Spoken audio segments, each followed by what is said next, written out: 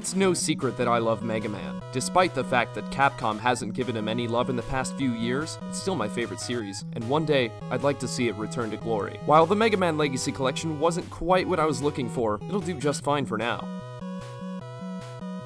So what exactly is the Legacy Collection? Well, it's a package that includes the 6 original NES games, a few other extras, and a challenge mode. It's that simple. Every game has the option of 3 aspect ratios, original, wide, and full, as well as 2 additional filters meant to replicate old TVs and monitors. That's basically all you get in terms of mixing up the games from the way they were originally presented. The key mantra from Digital Eclipse is, if it ain't broke, don't fix it, which is going to be a polarizing choice for many gamers out there. Personally, having grown up with the NES, I'm completely okay with things like slowdown effects and choppy warped visuals. Yep, that's right. The developers have opted to retain the original look and feel of the games, for better or for worse. You won't find any quality of life improvements here, like the ability to switch between sub-weapons with the triggers, which was a feature from the PS1 Classic re-releases a few generations ago. In case you're wondering, yes, the Elect Man sub-weapon pause glitch still works. There are some nice extras though, like a music player that features every original track from all 6 games, and a hefty database mode, which showcases artwork and concept art for every enemy in the game. It's all old archive material you could probably find in some art book somewhere, but it's still nice to be able to flip through it all in one centralized location. One really cool feature of the archive is the ability to instantly fight any robot master at will from the menu screen, with every weapon from that game at your disposal. Okay, so on to Mega Man 1 through 6. How do they hold up?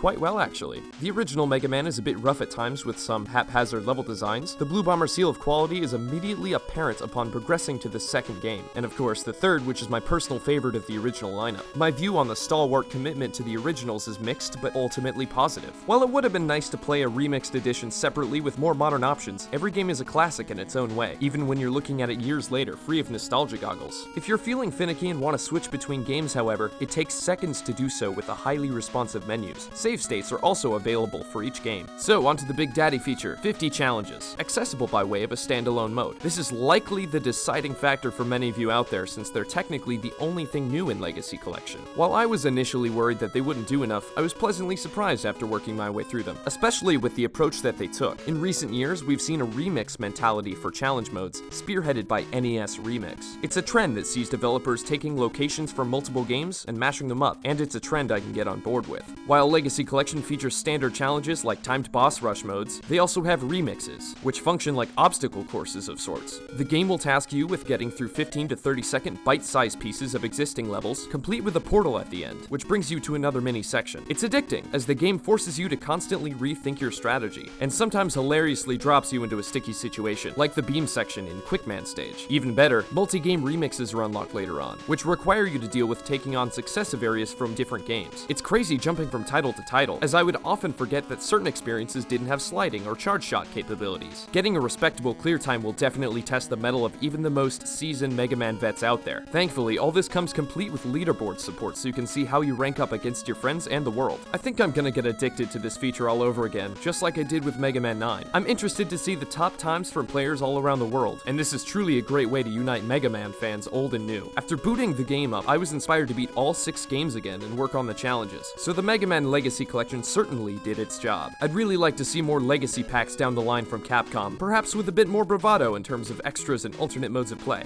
For the written review of Mega Man Legacy Collection by Chris Carter, please check Destructoid.com.